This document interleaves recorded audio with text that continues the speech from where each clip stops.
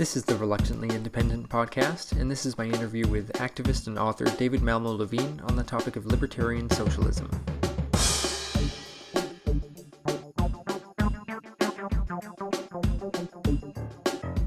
So, I was hoping maybe we could start by you just giving a definition of libertarian socialism, and perhaps maybe explain the core features of what a libertarian socialist society would be.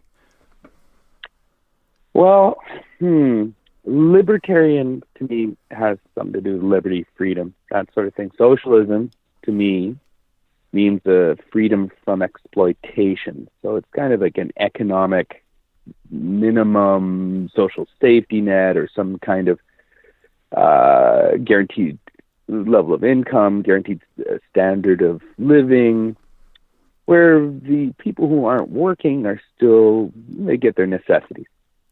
That's what it means to me.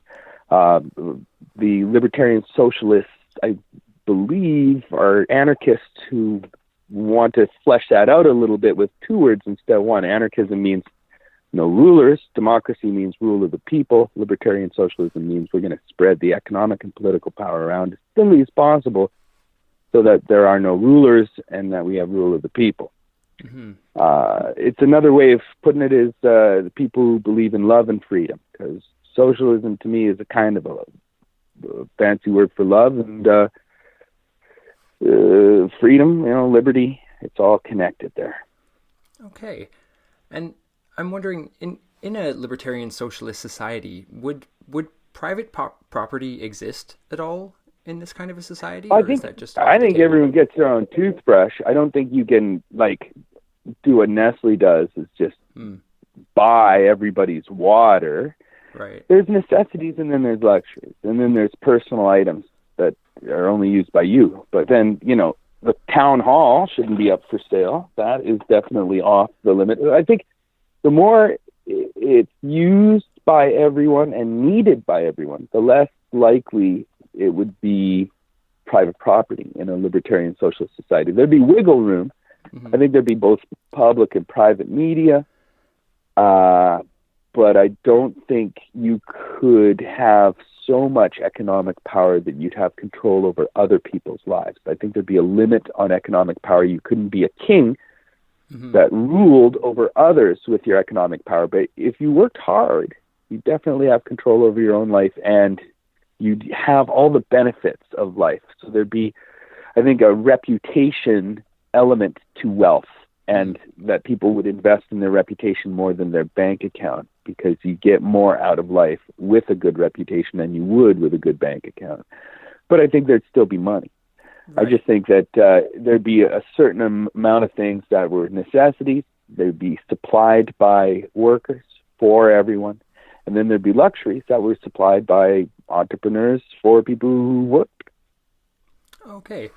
So am I right in understanding that there is a difference between personal possession and property under a libertarian socialist view? Are those two separate things? Well, I mean, there's been experiments in it, so I'm not just, imagining it entirely. And you can learn about the successes and the mistakes of it from various societies that approximated it, or the big experiment in 36 to 39 in Spain, or half of Spain, really, that experimented with it on a national level. You could look at Christiania as a smaller, kind of local, municipal-sized experiment in anarchist living. But what I would expect would be some principles, and the principles would be that, everyone's necessities are looked after, so anything that qualifies as a necessity is just provided. And then if you want more out of life, then you work. And most people go through stages of working. Being a student, you work less because you study more. Or if you really, have your goal or sight set on something big, you work hard for it for a while. But what we have now seems to me to be unfair. A lot of the wealth is monopolistic or cartelistic in nature. I don't believe any of those are justified. I think there's some sort of corruption going on in our political system. I don't think that should exist at all. We suffer from it. It's unnecessary. And this system that we live currently in can be improved dramatically. We know that in places like Nunavut, they use consensus decision-making, and we should incorporate as much of that as possible into a future sustainable global society.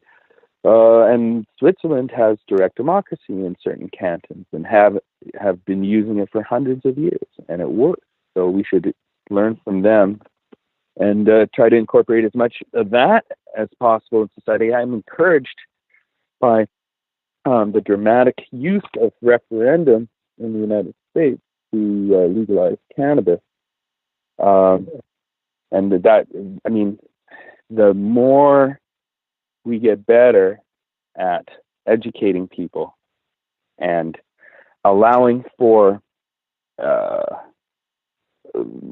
all kinds of proposals to be put on the ballot and give people a hyper education as to what the issues are and how to vote in their interests, I think we can improve upon democracy dramatically.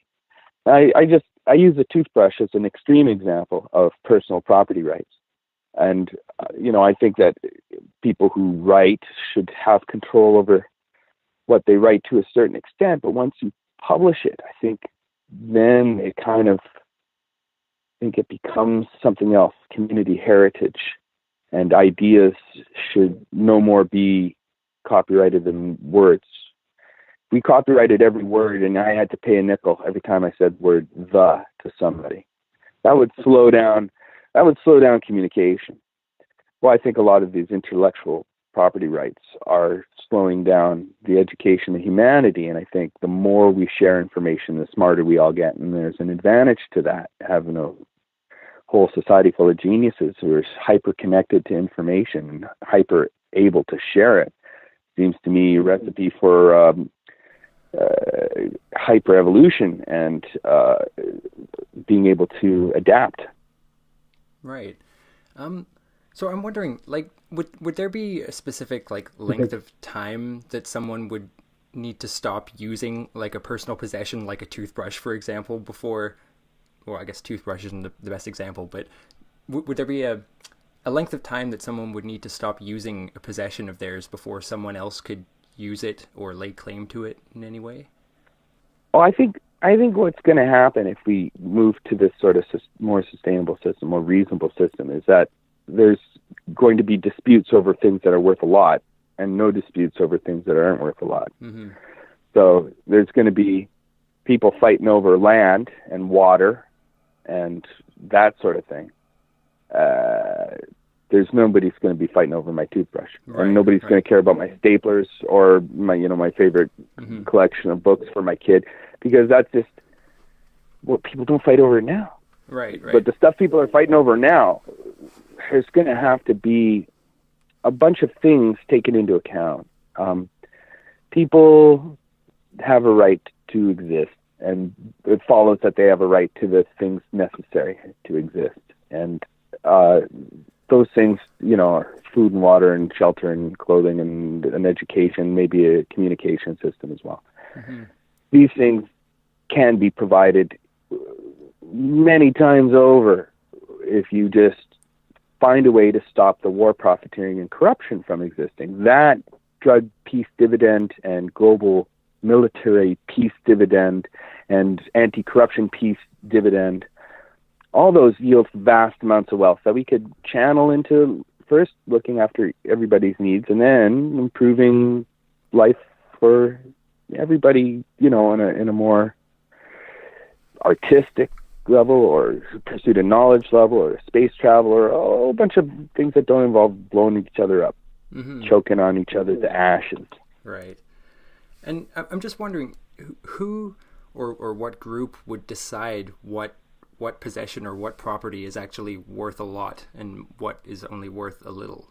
Well, I think what people are fighting over now will go to an arena of ideas, and the arena of ideas will have spokespeople representing particular interests based upon the number of people in that group.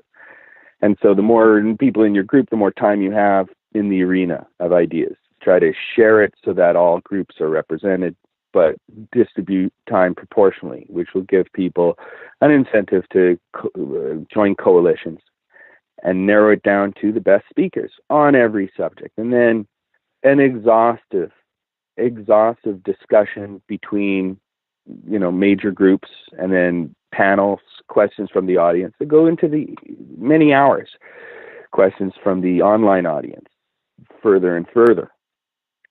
And then if you exhaust a subject, you can get to the heart of it. You can really teach people what's in their interest to do, what the details are, the nuances, and how to best proceed, representing everyone's interest and everyone's wisdom and insight into this possible solutions to every dispute and every problem, starting with the biggest, moving backwards from that.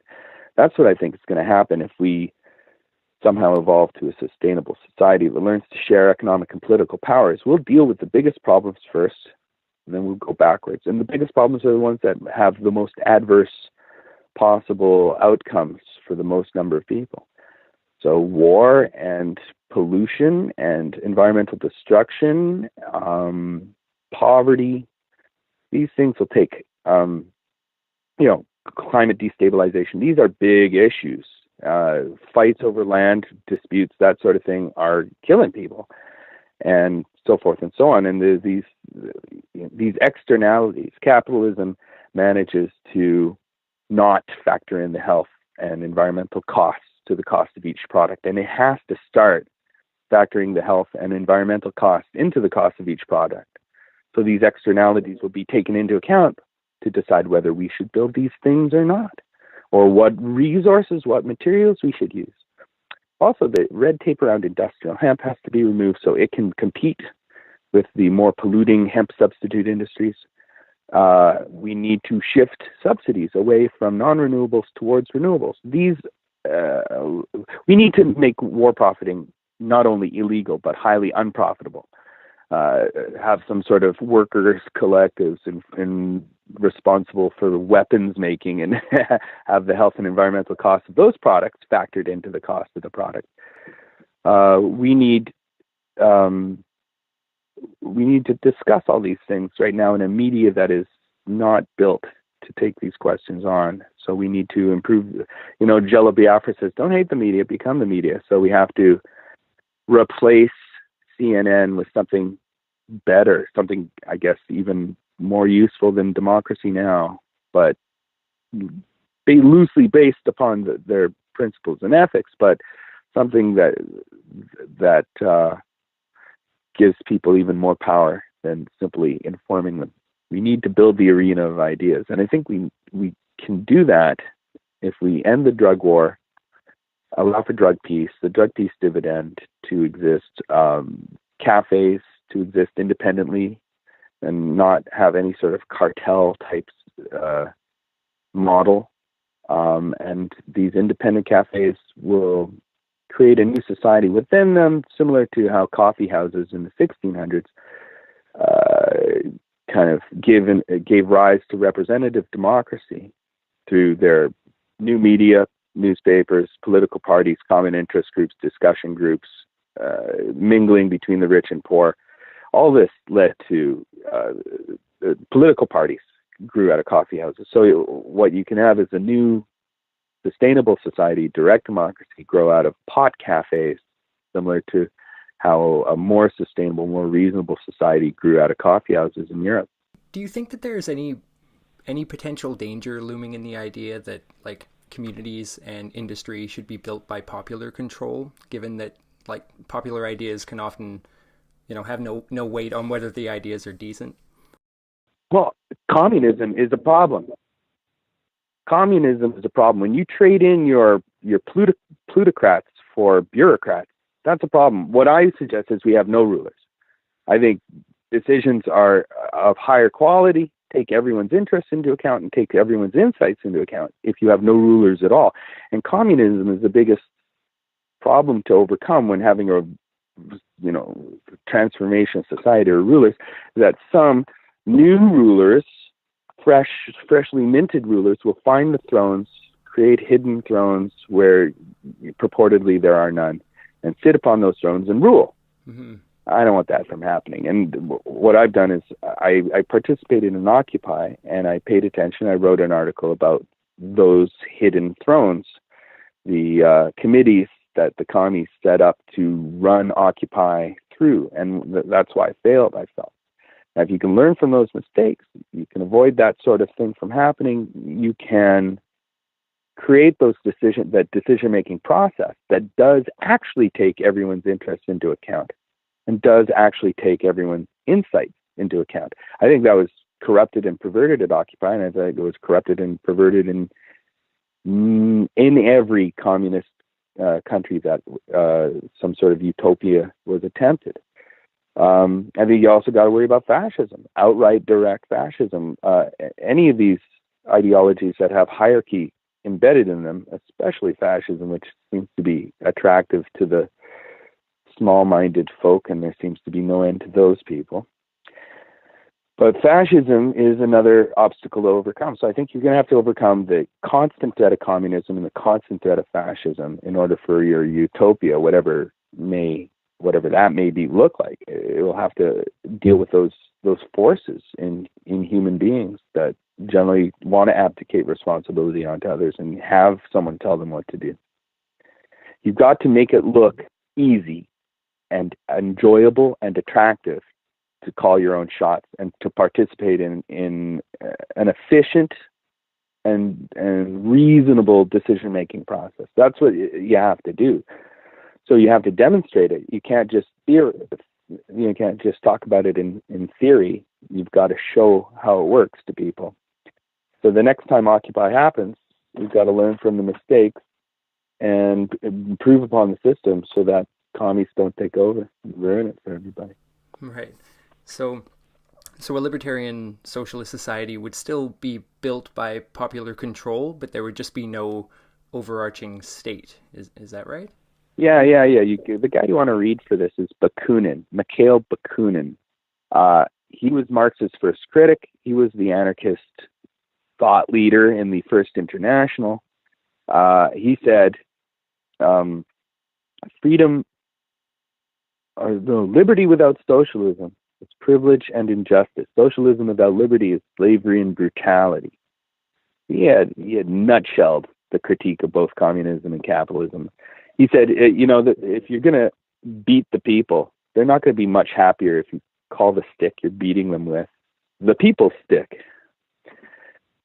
And anarchists and libertarian socialists are anti-communist as much as they're anti-fascist. If you read my favorite book of all time, Orwell's Homage to Catalonia, where he gave advice instead of orders in the anarchist militia during the Spanish Civil War, he had great insights on how this system would work.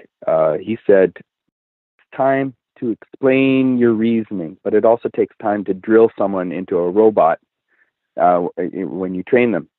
And he thought the time was better spent explaining yourself, because why do you want to be surrounded by robots, So, I mean, that's kind of a superficial way of explaining Homage to Catalonia. You got to read the book, but I think there's wisdom to that. I don't want to be, and I'd rather have a disobedient civil society than an obedient uncivil one, which it seems to be the choices available right now. So I want everyone to at least participate in politics and to ratify decisions, or to go further if they want to and suggest better solutions, and to address concerns and to bring up concerns, and that seems to me a very reasonable way to proceed.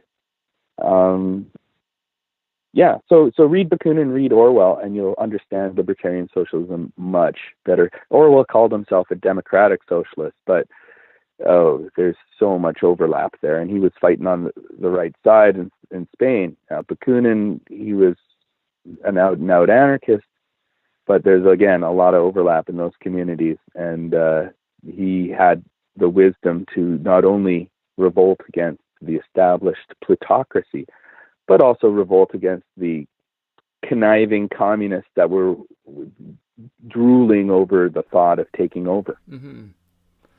Okay. And And I'm wondering, what's the libertarian socialist view on rent? Like, it's my understanding that, pretty typically speaking, that rent is considered theft for the most part. Do you think that's the case? Well, I would see there would be probably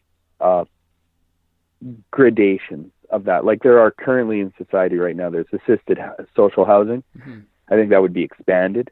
I still think luxuries would be paid for, but I just think necessities wouldn't, or necessities would be taken care of in some fashion, some way or another. We're probably still going to use money, so it'll probably resemble like this society, except a bit more generous than this one is. We'd look after the poor better, and it'd be easier to get this kind of thing, and it would be no big deal. I just think that you have to factor in when trying to figure out the math behind it, and see if it would work, see if it would genuinely work. People do not factor in the enormous savings on not putting tax dollars and energy into war, mm-hmm. to not put tax dollars and energy into corruption and waste, for the monopolistic industries that we subsidize and that benefit from not having to compete with more sustainable industries because they don't have to factor in the health and environmental costs into the cost of the product. We just adjust this society somewhat. We can afford to look after each other easily and have money left over for fun. Mm-hmm. And do you think there's any weight to the idea, or like the libertarian idea, that like taxation itself is a form of theft, or is that just... Well, I'd like to go back to pre-1912 U.S. tax rates, where there was zero personal taxes, or before the Civil War, or whatever, when they introduced, at one point in time in history, taxes were only by businesses, and I guess only the real big ones too.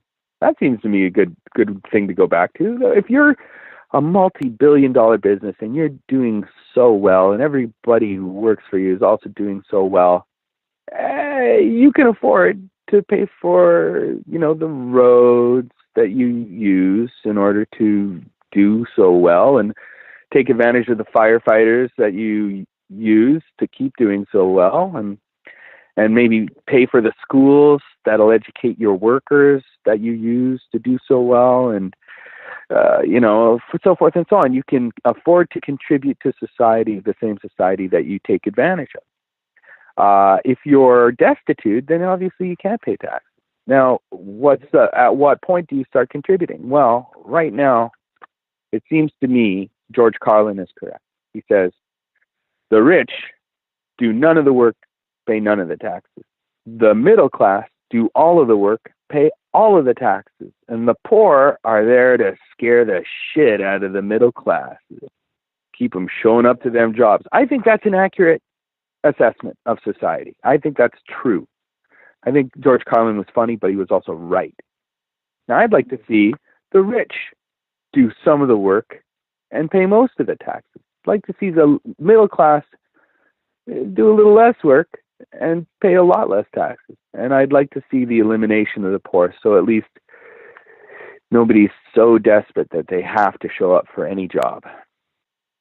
And I think the benefits of that are that this whole Me Too thing, where women feel exploited because they're desperate for work and they have to kiss up to creeps, I think that'll disappear overnight. If you can just say, fuck it, I'm going to find work somewhere else, and I know I'm not going to starve while I look. That's a big improvement on society, on the relations between the sexes, on the core, the basis of society. That'll have hidden benefits we won't even realize until we're in the middle of enjoying them. So I just think once you start researching how much war costs, and it's a protection racket. There's this great book by Smedley Butler called War is a Racket. Read that book. It's about a 5-star general or 4-star general, well-decorated general, who went to work for the imperialists and killed many, many thousands of people for the benefit of corporations, and then just said, this feels wrong. I'm exposing these people and naming names. And he wrote this very short book called War is a Racket. If you start to research the military-industrial complex, what Eisenhower also tried to blow the whistle on, It's a very expensive racket. It's a protection racket. It's the most expensive one, and wealth wasted on just, hey, those guys are going to invade us unless we have all these missiles. The wealth wasted on that is astronomical. It can pay for a limousine social safety net, where you'd get picked up by a limo driven to the hospital if you got a tummy ache. That's the kind of waste we're talking about here. Now, I'm not suggesting we have a limousine social safety net. I think we can have one like Northern Europe. I got this one article I wrote, How Occupy Vancouver and the Occupy Movement Could Improve Its Democratic Process and Address Heroin Overdoses. I wrote it back in 2011 after I left Occupy. But anyway, read that and check out Bakunin, check out Orwell, check out these writers, and I think it'll provide people insight into engineering utopia, improving upon society, making it sustainable, evolving beyond death culture. Mm-hmm. Okay, yeah, I'll leave those links in the description for the podcast for sure. Okay. I'm wondering, in a libertarian socialist society, what rights do individuals have, and how far do they extend before they're infringing on other individuals or other groups? Well, yeah, I think you've nailed it right there, is that they have rights to control their lives, not to control other people's lives. They have a right to swing a frying pan, but not into the nose of somebody else. It's the details are going to have to be ironed out, but if you can figure out how to iron them out fairly, I think if you can build an arena of ideas, you can then sort these things out in a fair process, and I think the best results will arise. But I definitely think we are kings and queens over our own lives, over our diet and our medicine, over our vocational choices, our tastes and our pursuits. That in that respect, we rule, and our thoughts definitely. All the political thoughts that are already outlined in constitutions, like thought, belief, opinion, expression, association, assembly, these should be defended and extolled as virtues and respected. But these extraneous rights that have accrued since those constitutions were written, these campaign contributions as free speech instead of a corruption of the democratic process, intellectual property rights that prevent people from sharing information that they need to survive, the corporate control over communication. I think these need to be challenged, and property rights can't be absolute when they interfere with the survival of the human species. And the right to make money off war, there's another one. The right to have your monopolistic, toxic energy systems subsidized through, again, your corruption of the democratic process through your campaign contributions, if you happen to be ExxonMobil or one of those big companies.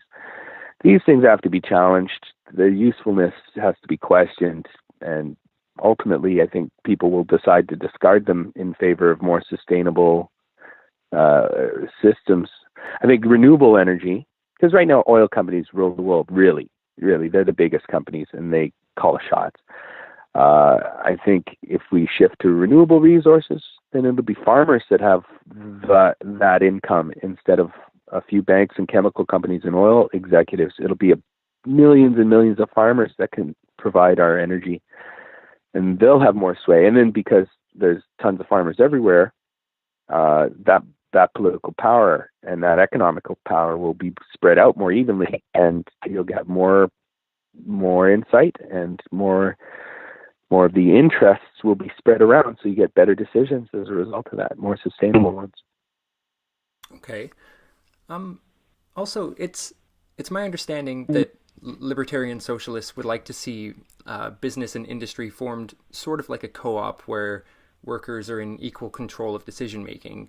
like with the idea that this well, would lead to greater success for the company as a whole. But I'm wondering, like, would you be content with like a quote unquote free market deciding whether this would work? Because just from what I can tell, and correct me if I'm wrong, but there's nothing really stopping people from doing this right now. I just don't see it being done all that much. well, let me describe to you how it's being stopped. For example, the pot industry, which is an industry I'm super familiar with because I'm part of it. Right now, you have this reefer madness, which is, oh, pot makes kids stupid and crazy, and it harms the developing minds of young people. And this is parroted over and over again. And it's used to justify a cartel in cannabis. It's not regulated like a soft drug, like organic fair trade coffee beans. It's regulated like somewhere between alcohol and plutonium, a super hard drug, a dangerous drug. It justifies all kinds of restrictions on the number of outlets, the accounting and security requirements required of a producer, the monopoly on the breeding and distribution of hemp seeds, and probably pot seeds too, I imagine. The lies behind Reefer Madness 2.0 justify this cannabis cartel system. That's not fair. That's not right. But that's not just pot. That's the entire economy of the world. Oil companies have got themselves subsidized, and they've made their, competition, industrial hemp ethanol, prohibitively expensive and illegal in most cases. And that's how they rule. What would change if this edifice of lies was destroyed? I understand your point. Your point is, can little privately owned fascist hierarchies exist within libertarian socialism? Or Well, I was thinking more like the other way around. Like if we have a system of an open market, couldn't somebody just start a business based off of libertarian socialist ideals within that market? There are. What you gotta do is go to the Wikipedia page on libertarian socialism and look at the examples. There, I'm gonna type it in myself. Libertarian socialism. One-handed typing this. Oh, look, it's already in my suggestions because I go there so often. Okay, overview, blah blah blah, and we scroll down to the bottom, and we get to. Give me a second. Here we go. Libertarian Socialists periodicals, list of libertarian socialist societies. Here we go.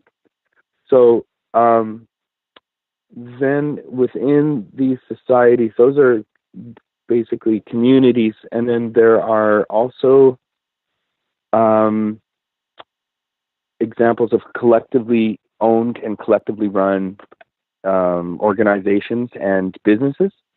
There's the Moondragon region of Spain, which basically is predominantly collectively run businesses and organizations. But the ones that aren't, ExxonMobil, Bayer,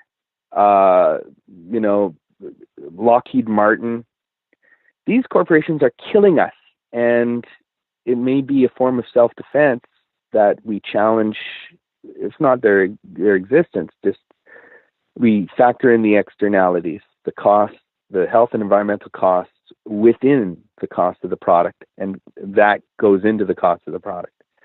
That we stop subsidizing them, and that we look at the conflicts of interest that allow for companies like Exxon to make money off war and also start wars.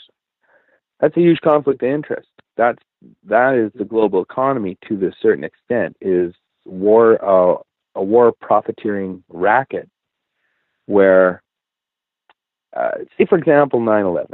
9/11 started a whole series of wars in the Middle East. Do you agree with that statement?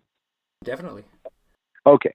And if you look closely at the melted steel beams, I know this is going to sound crazy to anybody who hasn't looked into it. But if you look into it, it's, you know, the conspiracy theory is more convincing than the coincidence theory. And the conspiracy theory is that these beams in the World Trade Center were turned to molten steel, and airplane fuel does not do that. So there was a lot of renovations going on in the 3 weeks prior to the attack, where these explosives could have been put in place. And the money that was made, and it continues to be made from these Mideast wars, is in the hundreds of billions of dollars. And there's no entity that's able to address this and take this on.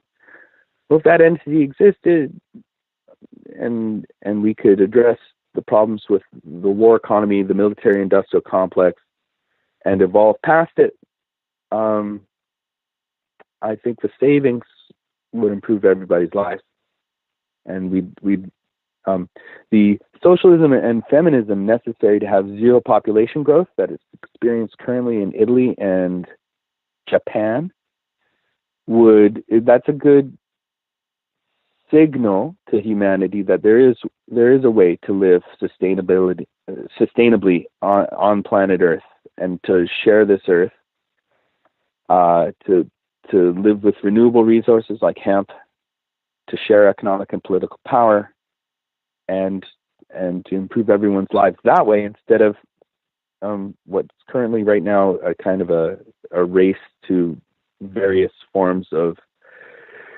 the end of organized existence.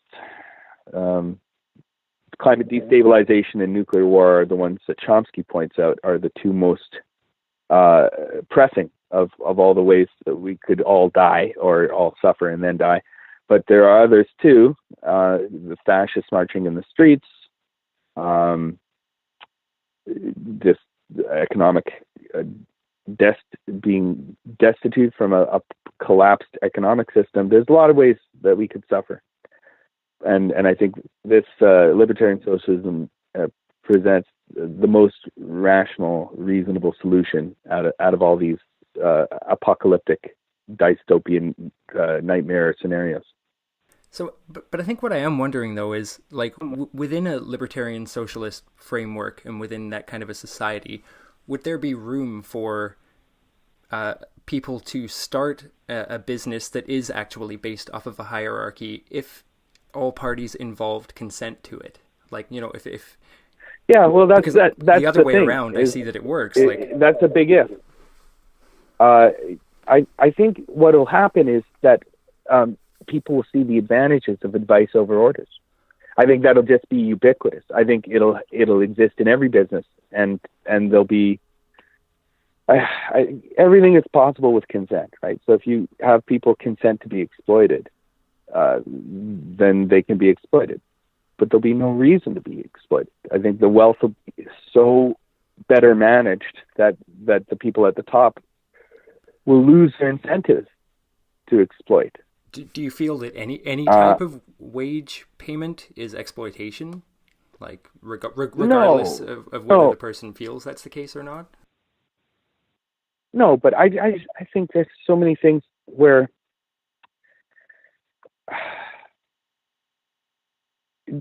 like exploitation is not when some guy makes 5 times as much as you do for working twice as much as you do. Exploitation is when you can't afford to survive and you're working full-time. Full-time doesn't pay for your necessities. That's exploitation.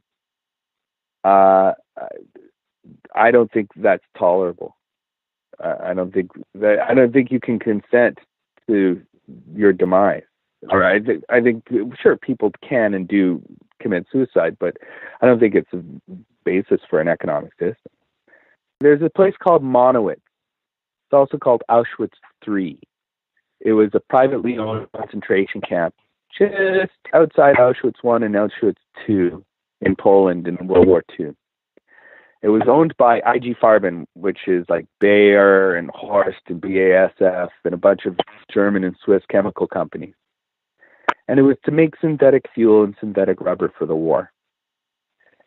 And they had everything they needed there to make cheap fuel. They had oil, or they had coal, they had water, and they had desk labor, which was the cheapest form of labor.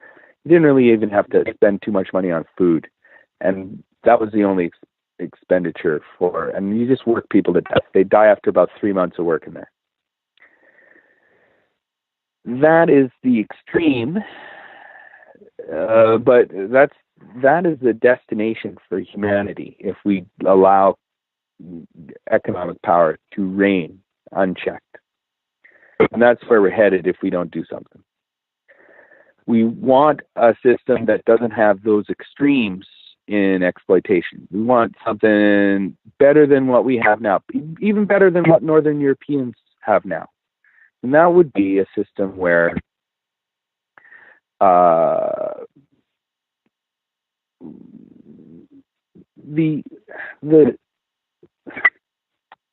companies should take into account people's investments. They should take into account people's expertise. But it can't justify other people not surviving or making ends meet. That's what it can't justify. And that's got to end globally, I think. And I think when people see what can be achieved if they get rid of war and waste and corruption and protection rackets and scapegoating and how humans have been ruled so far, if they give all that up, then they can, the people who are higher functioning, who organize labor and get things done and build things and invent things, these people will see they don't have to live in a plutocracy and an oligarchy in order to enjoy life. They'll see that libertarian socialism is actually attractive for them too and will reward them handsomely. They can enjoy life without all the guilt that's in capitalism, where you're enjoying your life and the people around you are starving and don't even have a bite to eat. So I think when we move away from the extremes of exploitation, then we can busy ourselves with just figuring out what necessities are, and as long as we provide the basics, then we'll be able to budget little treats and perks every once in a while. Awesome. I think that's a pretty good place to wrap it up, man. That you've covered a lot of stuff that I was really curious about, and I really appreciate it. Well, hopefully I've given some clues so other people can start their own investigations. I really think I've done a lot of research in political history and poli-science, and it seems to be the most reasonable and most attractive of all the systems proposed.